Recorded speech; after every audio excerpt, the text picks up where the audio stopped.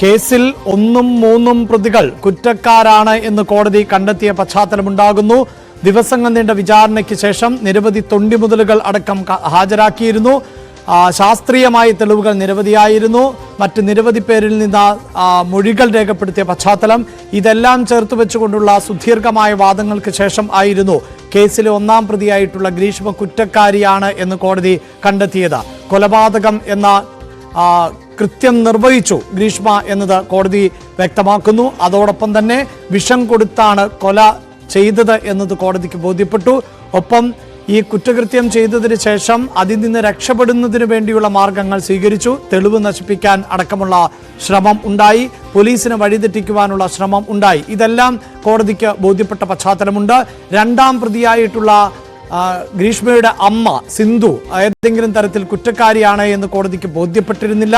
തെളിവ് നശിപ്പിക്കുന്നതിന് അമ്മയുടെ ഭാഗത്ത് നിന്ന് സഹായമുണ്ടായി എന്ന് കോടതിക്ക് ബോധ്യപ്പെടുന്നില്ല. അതിനുള്ള തെളിവുകൾ ഹാജരാക്കാൻ അന്വേഷണ സംഘത്തിന് സാധിച്ചിട്ടില്ല എന്നും കോടതി വ്യക്തമാക്കി. 3ആം പ്രതിയായിട്ടുള്ള ഗ്രീഷ്മയുടെ അമ്മാവൻ തെളിവ് നശിപ്പിക്കുന്നതിന് ശ്രമിച്ചു. അത് 7 വർഷം വരെ തടവ് ശിക്ഷ ലഭിച്ചേക്കാവുന്ന കുറ്റമാണ്. എങ്കിൽ പോലും ഇപ്പോഴത്തെ ഒരു സാഹചര്യത്തിൽ വലിയ ശിക്ഷ അമ്മാവന് ലഭിക്കും എന്ന് നമുക്ക് പ്രതീക്ഷിക്കാൻ സാധിക്കില്ല. പ്രധാനപ്പെട്ട ശിക്ഷ തീർച്ചയായും ഗ്രീഷ്മയെ തന്നെയാണ് കാത്തിരിക്കുന്നത്. അതെന്ത് എന്നതാണ് ഇനി വ്യക്തമാകേണ്ടത്. കോടതിയെ സംബന്ധിച്ചിടത്തോളം എന്തൊക്കെ പരിഗണനകൾ ഗ്രീഷ്മയ്ക്ക് നൽകും? പ്രതിഭാഗം പറയുന്നത് പോലെ പ്രായത്തിന്റെ ആനുകൂല്യം. ഒരു കുറ്റകൃത്യം ചെയ്യുമ്പോൾ പ്രതിക്കുണ്ടായിരുന്ന പ്രായം, പ്രതിക്ക് ഇതിനു മുമ്പ് ഇത്തരത്തിലൊരു ക്രിമിനൽ പശ്ചാത്തലം ഇല്ല എന്ന സാഹചര്യം, പ്രതി നന്നായി പഠിക്കുന്ന ഒരു വിദ്യാർത്ഥിനിയാണ്. അതുകൊണ്ട് തന്നെ തുടർ പഠനത്തിന് അവസരമൊരുക്കണം, തുടർന്നൊരു ജീവിതത്തിന് അവസരമൊരുക്കണം, തെറ്റിൽ നിന്ന് തിരുത്താനും പിന്നീട് ശരിയായ ദിശയിൽ നടക്കാനുമുള്ള അവസരം നൽകണം എന്നിങ്ങനെയൊക്കെയുള്ള വാദങ്ങൾ പ്രതിഭാഗം ഇന്നുന്നയിക്കുമ്പോൾ അതിന് എത്രത്തോളം വില കൽപ്പിക്കും കോടതി എന്നതാണ് ഒരു ഭാഗത്തെ ചോദ്യം. മറുഭാഗത്താകട്ടെ ചെറുപ്പക്കാരനായ ഒരാൾ പ്രണയത്തിന്റെ പേരിൽ അന്ധമായി വിശ്വസിച്ചിരുന്ന ഗ്രീഷ്മയിൽ നിന്ന് പലപ്പോഴായി കഴിച്ച പാനീയങ്ങൾ, അതിൽ എല്ലാം വിഷമുണ്ടായിരുന്നു എന്ന് തിരിച്ചറിഞ്ഞിരുന്നില്ല. മരണാസന്നനായി നിൽക്കുന്ന സാഹചര്യത്തിൽ പോലും, മരണമൊഴി നൽകുമ്പോൾ പോലും ഏതെങ്കിലും തരത്തിൽ ഗ്രീഷ്മയെ കുറ്റപ്പെടുത്താൻ ഷാരോൺ തയ്യാറായിരുന്നില്ല. അങ്ങനെ നടന്ന ഒരു ചതിയാണിത്. പ്രണയത്തെയാണ് കൊലപ്പെടുത്തിയത് ഗ്രീഷ്മ എന്ന വാദം ഉന്നയിക്കുന്നു.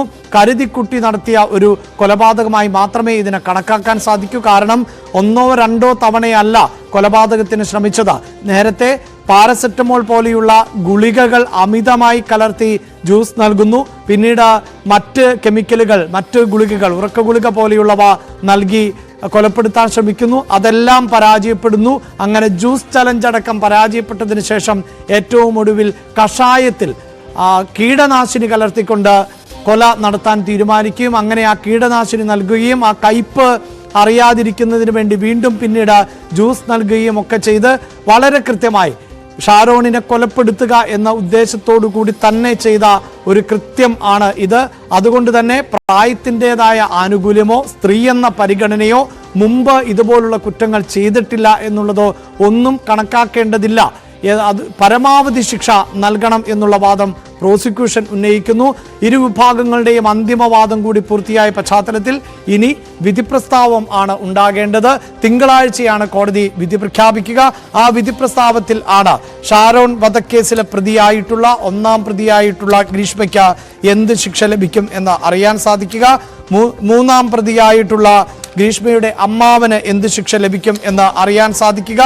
മിഥുൻ ഇതോടൊപ്പം തന്നെ കോടതി മാധ്യമങ്ങളുമായി ബന്ധപ്പെട്ട് ചില പരാമർശങ്ങൾ കൂടി നടത്തി. മാധ്യമങ്ങൾ അതിവൈകാരികമായാണ് വിഷയം കൈകാര്യം ചെയ്തത് എന്ന് പറയുമ്പോൾ ഇതിൻ്റെ ഒരു ചരിത്രം പരിശോധിച്ചാൽ നമുക്കറിയാം.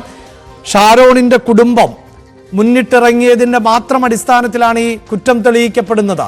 ഒരു സാധാരണ മരണം എന്നതിനപ്പുറത്തേക്ക് വലിയ ഗൗരവം ഒന്നും പോലീസ് നൽകിയിരുന്നില്ല.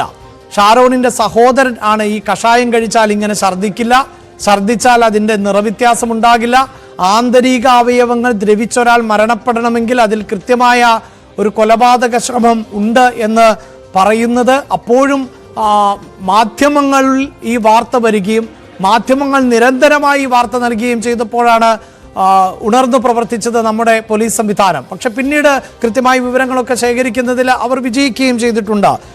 മാധ്യമങ്ങളെ സംബന്ധിച്ച് എന്താണ് കോടതിയുടെ ഭാഗത്ത് നിന്നുണ്ടായ പരാമർശം? വിധിപ്രസ്താവം തിങ്കളാഴ്ച എന്ന് തന്നെയല്ലേ വ്യക്തമാക്കിയിട്ടുള്ളത്?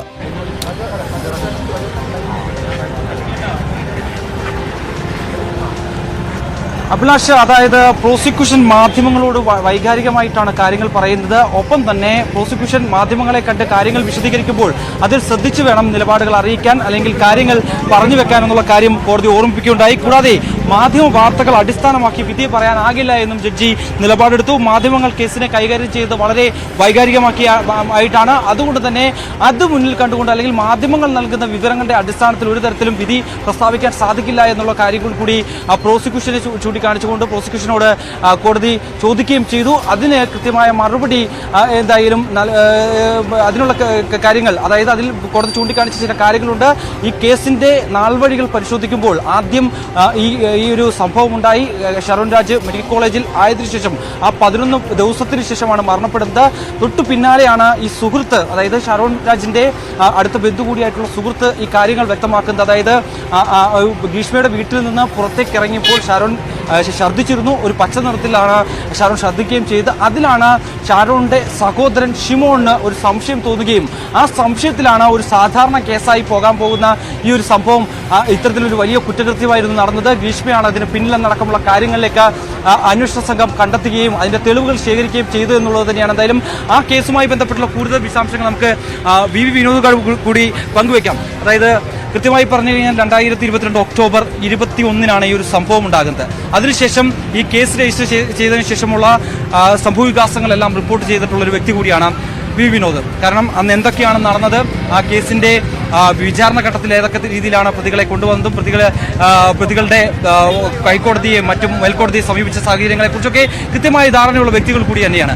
ഇപ്പോൾ കേസ് സമ്മതിക്കുന്നു. ഈ ഒരു പ്രോസിക്യൂഷൻ ഇന്ന് കോടതിയിൽ കേസ് ആ ഒരു കുറ്റകൃത്യം സമ്മതിക്കുന്ന ഒരു സ്ഥിതിവിശേഷമാണ് ഉണ്ടായത്. കാരണം അതിൽ പറയുന്നത് പ്രതിയെ നയിച്ചതിനുള്ള കാരണം ചില സ്വകാര്യ ദൃശ്യങ്ങൾ ഈ ഷാരോൺ രാജിന്റെ മൊബൈൽ ഫോണിൽ ഉണ്ടായിരുന്നു. അത് പുറത്തുവിടുമെന്ന് ബ്ലാക്ക്മെയിൽ ചെയ്തതിന്റെ അടിസ്ഥാനത്തിലാണ് ഇത്തരത്തിലൊരു കുറ്റകൃത്യത്തിലേക്ക് പ്രതിയെ നയിച്ചതെന്നാണ് പറയുന്നത്. പക്ഷേ ഈ കാലയളവിലൊന്നും തന്നെ ഈ സംഭവം അംഗീകരിക്കാനോ ഒന്നും തന്നെ ഗ്രീഷ്മയോ അല്ലെങ്കിൽ പ്രതിഭാഗമോ തയ്യാറായിരുന്നില്ലായിരുന്നു. പക്ഷേ എന്തുകൊണ്ടായിരിക്കാം? ഒരു പക്ഷേ ഈ ശിക്ഷയിലൊരു ഇളവ് അനുവദിക്കുമെന്നതിന്റെ അടിസ്ഥാനത്തിലായിരിക്കാമോ ഇത്തരത്തിലൊരു നീക്കം വന്നിരിക്കും? തീർച്ചയായും നമ്മൾ ഓരോ കേസിൻ്റെയും അവസാനവട്ട വാദങ്ങളൊക്കെ കാണാറുണ്ട്. അതായത് ഈ വകുപ്പുകൾ തിരിച്ചുള്ള ചർച്ചകൾ, അല്ലെങ്കിൽ ആ നിയമത്തിൻ്റെ അടിസ്ഥാനത്തിൽ സെക്ഷനുകൾ പറഞ്ഞുള്ള ചർച്ചകൾ, ആ കുറ്റകൃത്യം അതിന് ഇന്ന ശിക്ഷകൾ എന്നുള്ള തരത്തിലൊക്കെ ആയിരിക്കും കൂടുതൽ ഊന്നൽ ഉണ്ടാവുക. പക്ഷേ ഇന്ന് കോടതി മുറിയിൽ കണ്ടത് ആ വകുപ്പുകൾ അല്ലെങ്കിൽ നൽകുന്ന ശിക്ഷ അത് പറഞ്ഞു പോകുന്നു. വധശിക്ഷ നൽകണമെന്ന് പ്രോസിക്യൂഷൻ അവരുടെ ആവശ്യമായി ഉന്നയിക്കുമ്പോൾ തന്നെ അത് പ്ലേസ് ചെയ്യുന്നത് എങ്ങനെയാണ് എന്നത് നമ്മൾ ശ്രദ്ധിക്കേണ്ട ഒരു കാര്യമാണ്. കാരണം ഒരു വൈകാരിക തലം അതിന് നൽകുന്നുണ്ട്. പ്രതിക്ക്, കുറ്റവാളിക്ക് ചെകുത്താന്റെ ചിന്തയാണെന്ന് പറയുന്നു. കൊലപ്പെടുത്തിയത് ഒരു യുവാവിനെയല്ല, മറിച്ച് പ്രണയമെന്ന വികാരത്തെയാണ്. അത്തരം വാക്കുകൾ ഉപയോഗിക്കുന്നുണ്ട്. കോടതിയുടെ ശ്രദ്ധ പൂർണ്ണമായും ഈ ഒരു കുറ്റകൃത്യത്തിന്റെ ആഴം കാണിക്കുന്നതിന് ആ തരത്തിലുള്ള ചില കാര്യങ്ങൾ കൂടി ഇന്ന് കോടതി മുറിയിലുണ്ടായി. പ്രതിഭാഗവും മോശമായിരുന്നില്ല. പ്രതിഭാഗം കൃത്യമായി പറഞ്ഞത് ഒരു ബ്ലാക്ക് മെയിലിംഗ് ഉണ്ടായി. അതിന്റെ അടിസ്ഥാനത്തിൽ നിർവാഹമില്ലാതെ ആ ഒരു ഗതികേട് മറ്റ് പോംവഴികളൊന്നുമില്ലാതെ ഒരു പെൺകുട്ടി ചെയ്യുന്ന തീർച്ചയായും അത് തന്നെയാണ് ഇപ്പോൾ സൂചിപ്പിച്ചപ്പോൾ തന്നെ ഒരു തീർച്ചയായും അതായത് ശിക്ഷയിൽ നിന്ന് പരമാവധി ഒഴിവാക്കപ്പെടുക, അല്ലെങ്കിൽ ഏറ്റവും കുറഞ്ഞ ശിക്ഷ ലഭിക്കുക, അതിനുവേണ്ടിയുള്ള ശ്രമം തന്നെയാണ് ഇന്ന് നടന്നത്. നമുക്ക്